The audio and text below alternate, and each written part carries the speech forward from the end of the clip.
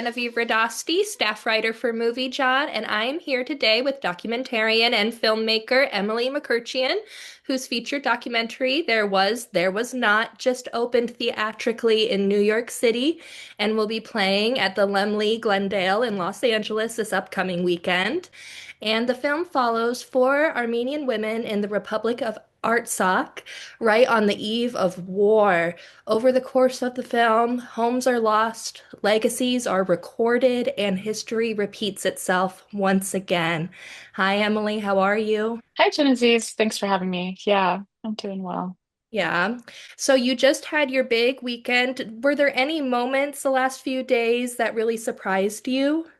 Or weren't? Oh, what a good question. Yeah, one really beautiful thing opening theatrically is you get a really different audience than on the film festival circuit. And so I was really excited and delighted by all of the folks that came out to these screenings and just like a lot of young folks, a lot of folks interested in kind of what's going on in the world right now and like concerned about what they're witnessing and very interested in seeing these kind of intimate stories about women in conflict. Yeah, it was really, really wonderful. And we got the chance to do a lot of Q&As with some incredible people who had really interesting things to say from their own perspective. This story is generally what happened in Artsakh is not very well known about, but people were making so many parallels with their own histories or things that are going on in the world right now, and it just felt so timely and relevant.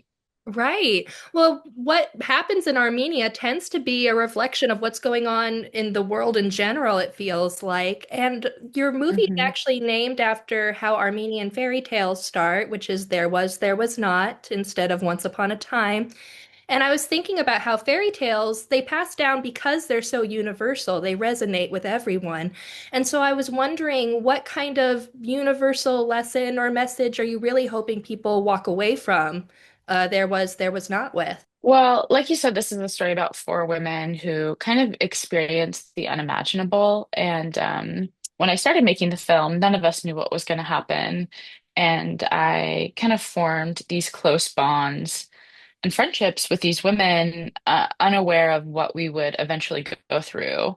And the film really tries to capture the fullness of their lives before conflict, because I think often when we see a film that is about war, which I don't like putting this film into the category of, but it's a lot of the kind of engine of the film or the conflict of the film rests on this idea of the war and the conflict and the sensational Mhm. types of things that are going to happen. And this film is really not that at all. It's not about bomb dropping. It's not about the devastation. It's about the incredible lives that they lived before and the things that they were struggling for and what they really dreamed about, and what kind of happens in the wake of something like this and the ways that they continue to work for better futures and to protect their community in the midst of something like this.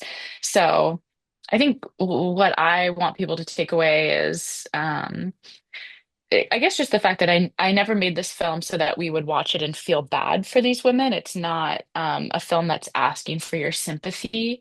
Mhm. It's really offering them as a model of how to exist in the world that we're living in today that is experiencing all sorts of displacement and forced migration, and the unbelievable is becoming believable. And so, what does it mean in the wake of that to retain your dignity, to continue to work for your community, and to wake up every day and kind of retain your own strength and resilience? I think yes, 100% yes, because I think it's really admirable. You were successful because I just Thank you. you can't help but admire these women for taking these strengths that they had before the war, like fighting, like organizing, like speaking up for your community or protecting your community and keeping it safe, and then they apply it to what's going on right then. They don't just give up.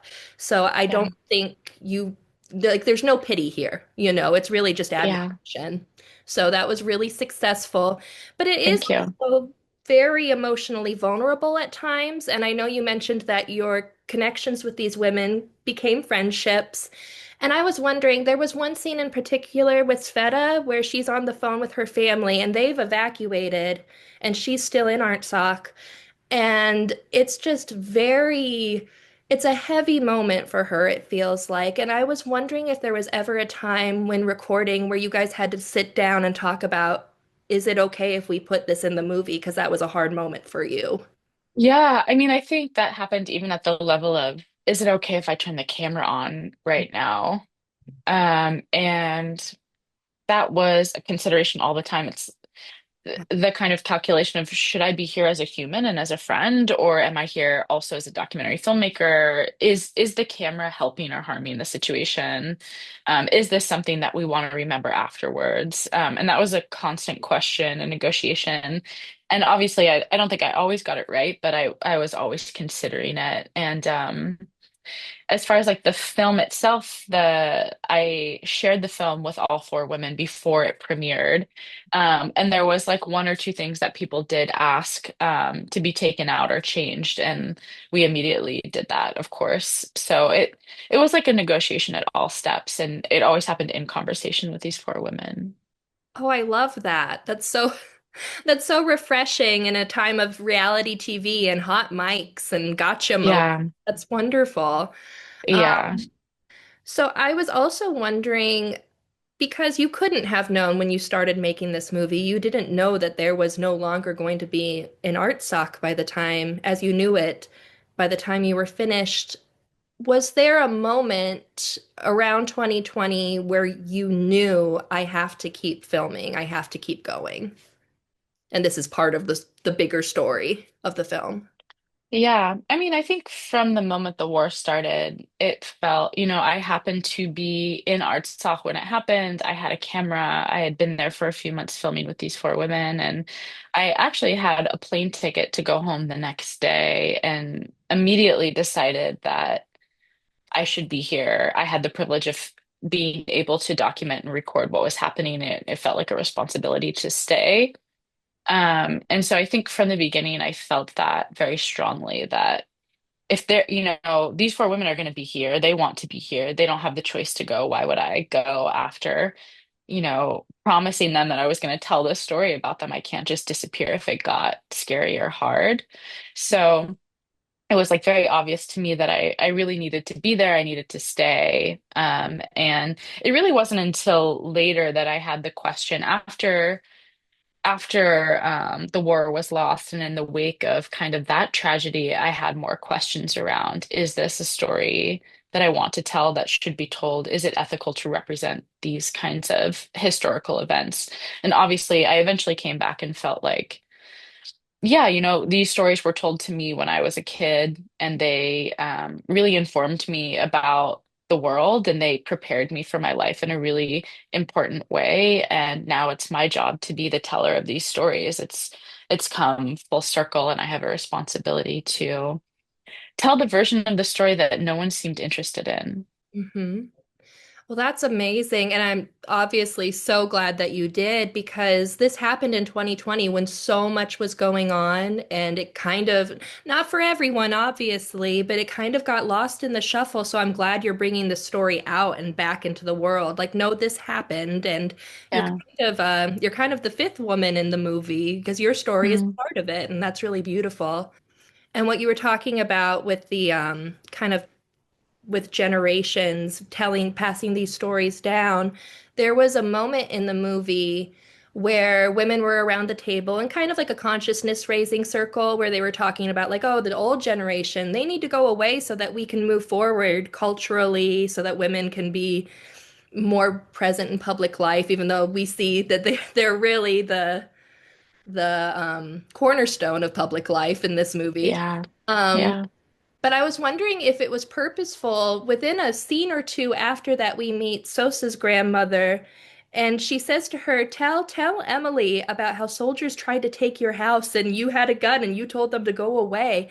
And so we see that even though there might be this kind of animosity, like, oh, these old people, but we see that that strength has been passed down at the same time. Like, then there's things that we can learn from them. Was that purposeful, putting those scenes so close together? Yeah, there's a real complicated relationship with this kind of legacy of trauma. Mm. And in some ways, the types of control or the repression or the the ways that these women didn't necessarily have access to full rights was really a function of the legacy of conflict and something that you see in a lot of places. And I think that was important for me to kind of represent as like, it's not like this particular place, people are just like the men in this place are so much worse. It's that any place that has experienced conflict kind of in the wake of that has a society that is more militaristic, favors certain types of leaders because there's a fear and a real threat that something might happen.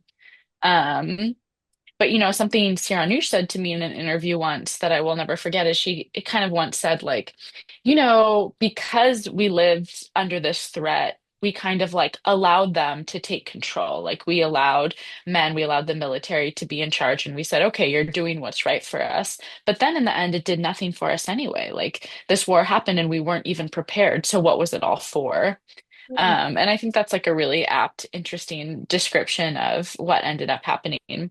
But, I grew up with these stories from an older generation that even as a child, I didn't quite, there's no way to really believe that they might be applicable to some sort of like world-ending rupture in your life in the present day. It's really hard to take that seriously.